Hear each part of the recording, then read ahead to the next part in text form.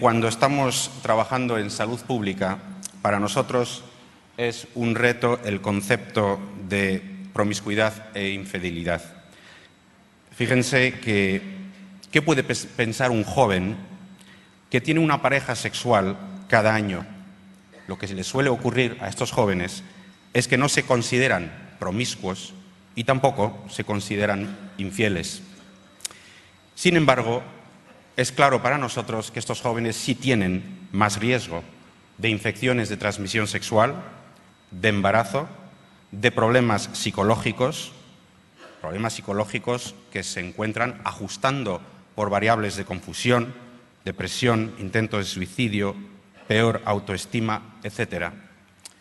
Fíjense, por ejemplo, en esta gráfica, que esto es la red, el entramado sexual de un lugar de Malaui, y este señor de aquí tiene relaciones de lunes a viernes solamente con una señora y sábado y domingo con otra señora.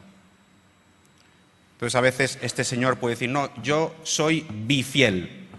Llevo 9 años de lunes a viernes con esta señora y de sábado a domingo con esta otra.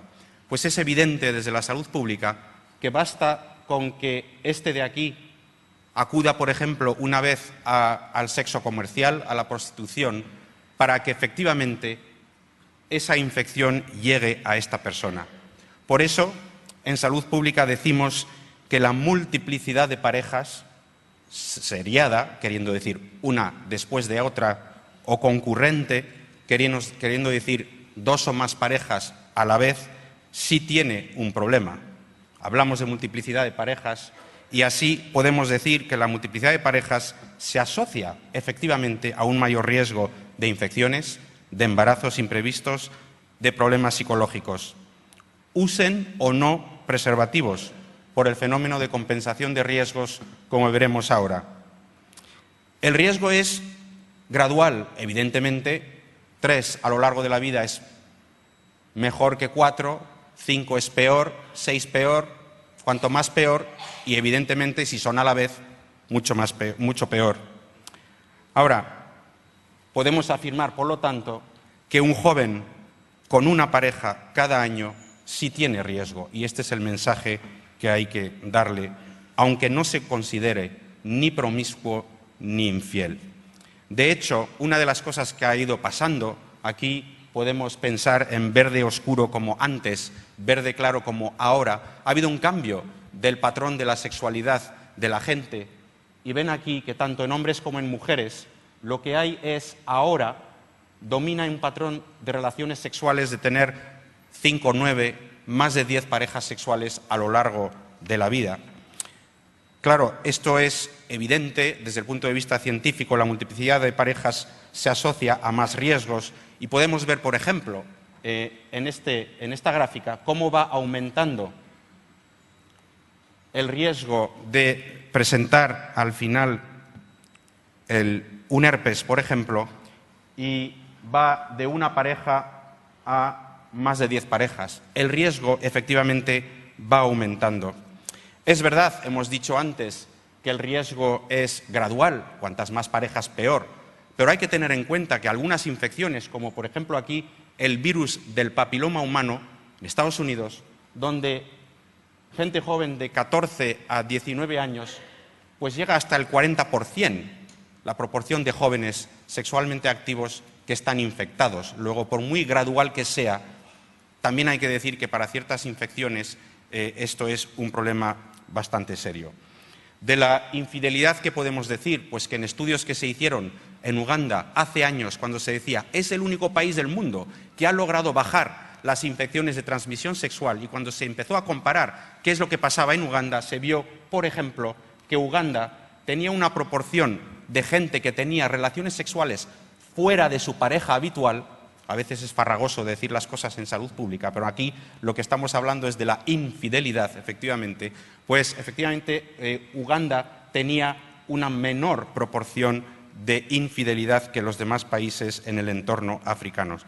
Ustedes conocerán las medidas de prevención ABC, A, que significa abstinence, que en salud pública se puede aplicar animando al retraso de la edad de inicio de relaciones sexuales. Be faithful, sé fiel, que en salud pública decimos monogamia mutua.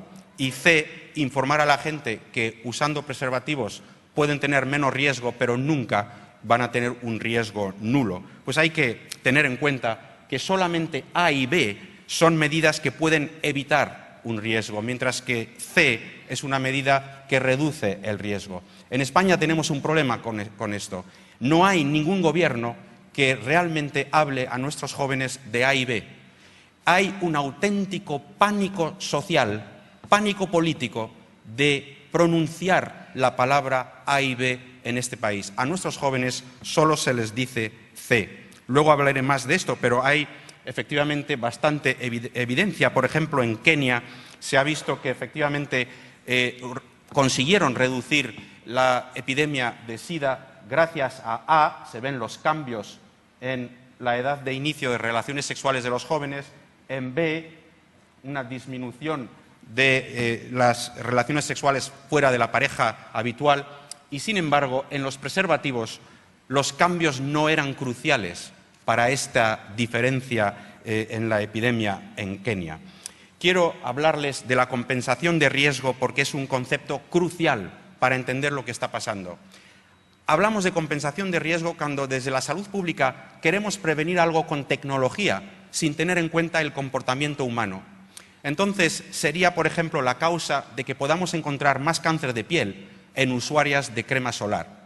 Si a la población se le dice, toma todo el sol que quieres, pero ponte crema solar, lo que va a pasar es compensación de riesgo. Al tomar 10 horas de sol en vez de 2 horas de sol, porque se pone crema solar, las 10 horas de sol son una barbaridad que van a compensar la capacidad que tiene la crema solar de proteger a esta persona. Y entonces, efectivamente, en salud pública en España, el mensaje es, haz lo que te dé la gana, con tal de hacerlo con un preservativo. Este es el mensaje de sexo seguro y por compensación de riesgo puede acabar habiendo más infecciones al final. Fíjense que la gráfica azul es la línea azul, cómo va aumentando el riesgo de infección según el número de contactos sexuales que una persona tiene. Pero la gráfica azul es sin preservativos. La gráfica correspondiente a preservativos sería la roja, es decir, los preservativos reducen el riesgo. La gráfica baja, pero nunca llega a cero, porque no es 100% eficaz. Y entonces le puede pasar, por ejemplo, a un joven que antes tenía 20 contactos sexuales sin preservativo, ahora tiene 70 con preservativo y resulta que tiene el mismo riesgo. Y esto es lo que está pasando y por eso podemos afirmar, por ejemplo, que el riesgo de SIDA en 5 relaciones sexuales con preservativo es el mismo que el riesgo de SIDA con una relación sexual sin preservativos. En España, cuando Su Santidad Benedicto XVI afirmó que no creía que los preservativos eran la solución a África, se produjo un auténtico vómito nacional contra las palabras del Papa e incluso con bromas y actividades de mal gusto, pero hubo un investigador de Harvard, Edward Green, que publicó en el Washington Post un trabajo diciendo el Papa tiene razón. Y realmente tiene razón, además de que por razones morales, por razones científicas, porque no hay ningún país del mundo que haya conseguido frenar la epidemia de SIDA con campañas centradas en la promoción de los preservativos. Los únicos países que lo han conseguido son países que han apostado por A y B. Y se ven diferentes mensajes. En Alemania, por ejemplo, para frenar el SIDA ponen un anillo de matrimonio en la palabra frenar. En España esto parece que es lo que gusta más, mentiras como 0% de riesgos de transmisión. Esto se podría llevar a juicio porque es publicidad engañosa. Yo no quiero que ocurra a nuestros jóvenes esto, que es San Fermín, la entrada de la Plaza de Toros. Es un sitio muy peligroso. ¿Y qué le pasa a este señor? Está contento. Está contento, pero no sabe lo que está haciendo, no entiende muy bien lo que está haciendo, porque realmente está en peligro de muerte. Y esto es lo que hay que prevenir en España. España es el campeón europeo de uso de preservativos. No hay un problema de no uso de preservativos en España. Y sin embargo, suben las infecciones de transmisión sexual. Incluso el diario El Mundo se preguntaba, decía, el Día de los Enamorados, que los jóvenes españoles no tienen miedo a las venerias. Habría que preguntarse por qué no tienen miedo. ¿Será que les estamos dando una mala información? En estas páginas web podéis encontrar algunos de los trabajos que estamos haciendo para intentar incidir desde la salud pública, desde la educación, para que los jóvenes mantengan otro tipo de estilos de vida, pero gracias a la información. Por ejemplo, en este trabajo de esta revista de salud pública hicimos una revisión de todos los libros de texto que se utilizan en la escuela, en biología, en el capítulo de sexualidad humana. Y hemos encontrado, en España, por ejemplo, cuando hicimos esa revisión, que ningún libro estaba libre de errores científicos importantes. Esto es otro asunto importante que aparece siempre en la prensa. La edad media de inicio de relaciones sexuales se mantiene a los 16 años. Esto es terrible, porque el joven de 16 acaba pensando que lo normal entonces a su edad es tener relaciones sexuales. Y esto es un artefacto estadístico que ahora no voy a explicar, pero hemos publicado la evidencia de que sí, en España la edad media de inicio es 16, pero esto es compatible con que solamente el 22% de los jóvenes de 16 tienen relaciones sexuales. Y es este el dato que hay que dar a los jóvenes para que no crean equivocadamente que son anormales. Quiero dar las gracias al gran equipo multidisciplinar con el cual cuento y acabo efectivamente con la primera diapositiva donde digo que sí, desde la salud pública podemos afirmar que la multiplicidad de parejas tiene efectos colaterales sobre la salud.